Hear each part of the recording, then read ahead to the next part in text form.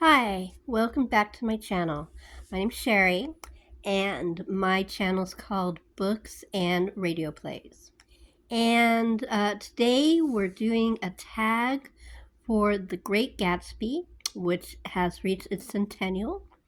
It was published on April 10th, 1925, and we're going to begin our buddy read on April 10th in honor of the publication of this wonderful novel. And so we decided to do a tag. So I'm calling it, well, I suggested it and we're calling it the Great Gatsby 100th tag.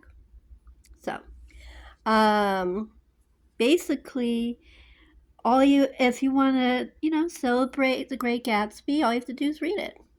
This is the version I'm going to read. I recently got it. It's the Penguin English Library version, and it's really pretty. And I like how floppy it is, so will work perfectly for me.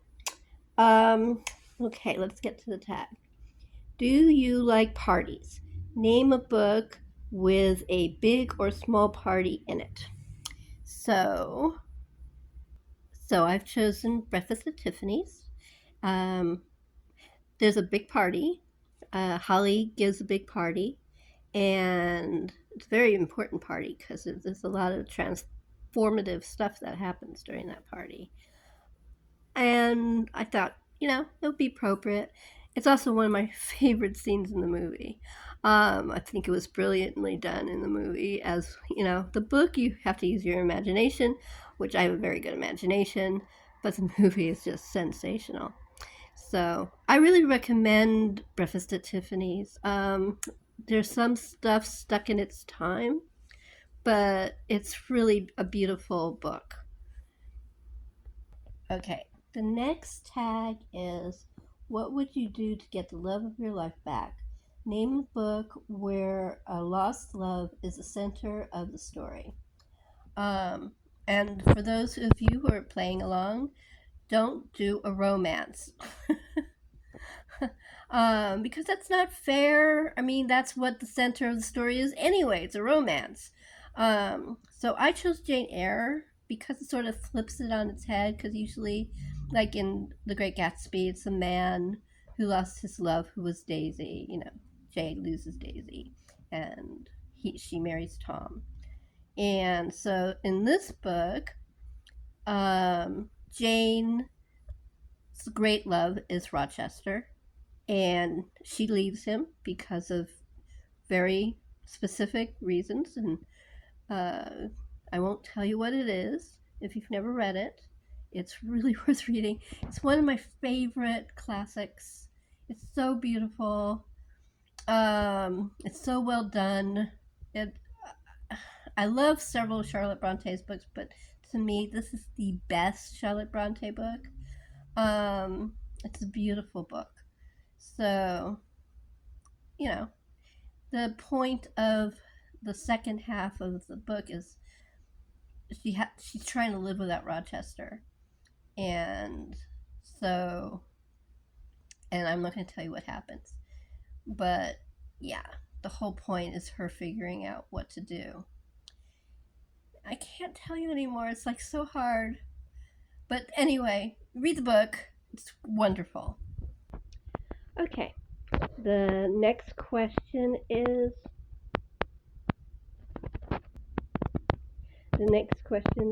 I'm sorry, it wasn't moving, so I had to make sure everything was working. Uh, the next question is Nick the narrator was a character in the story and the narrator. He really put you into the picture. Who is your favorite narrator? Now, I have a lot of favorite narrators, but I think the narrator in Northanger Abbey, who's not named, is my favorite because it's pretty much obvious that the narrator is Jane Austen. Her attitudes, how she puts things, her humor, and everything.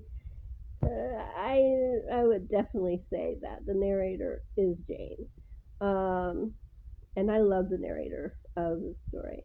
Northanger Abbey is one of her early novels that was published after she died, and it's really a sweet, fun, kind of silly novel. But what it basically is a young girl who loves to read and uh, falls into her stories, and as she sort of tries to bring them into real life, and it's all the lessons she learned. And I really relate because I was that same kind of girl. I fell into my stories. I wanted them to be real. Um, I have a really good imagination, unfortunately. Kept me in trouble, but this is a great book. And it's very short. If you're like don't want to read a classic that's long, this is a perfect book to read. Okay, the next question is, what is some advice given to you when you were younger and more vulnerable and that you're turning over in your mind ever since? Sorry, I'm trying to read my computer, which is not right next to me, and trying not to lose the book in the center of the screen. Let me read it one more time in case it didn't make any sense. What is some advice given to you in your younger and more vulnerable years that you've been turning over in your mind ever since? And I think it's advice I got from my dad, both my brother and I.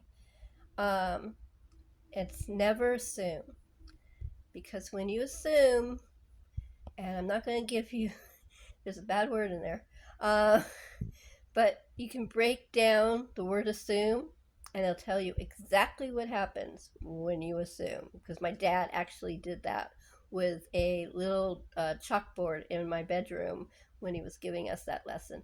But it's so true. If you assume, you're just messing with the the goodness of discovery of another person, learning all the things you can from another person. Don't judge people. I mean, that's one a really good lesson, and I really believe in it, um, because it can change your life.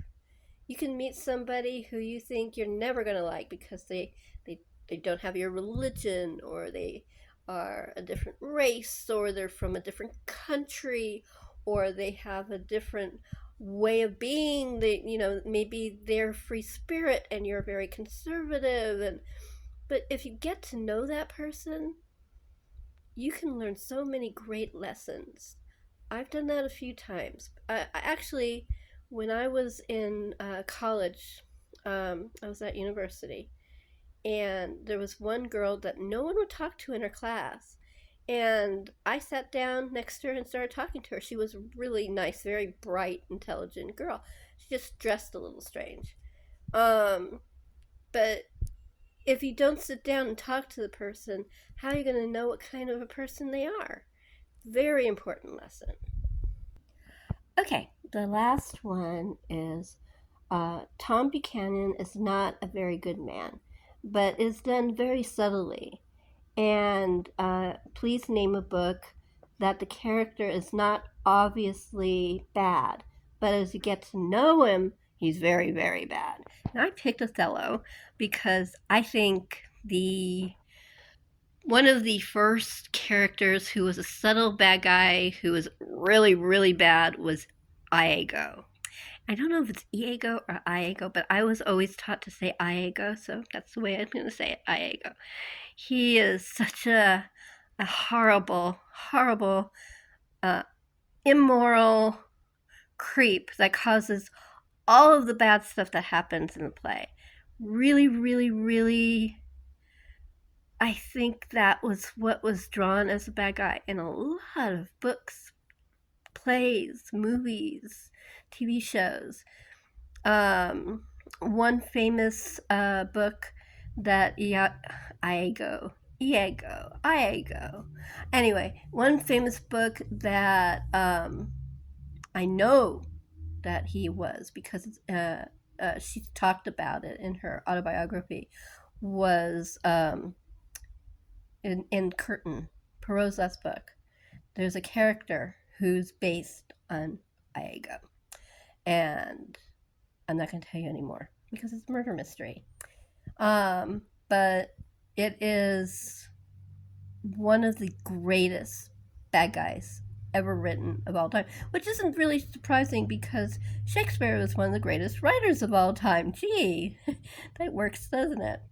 Anyway, so that's my tag. And I will put some people that I'm going to tag in my description. And I am really excited to reread as a buddy read um, The Great Gatsby. I've I've always loved it.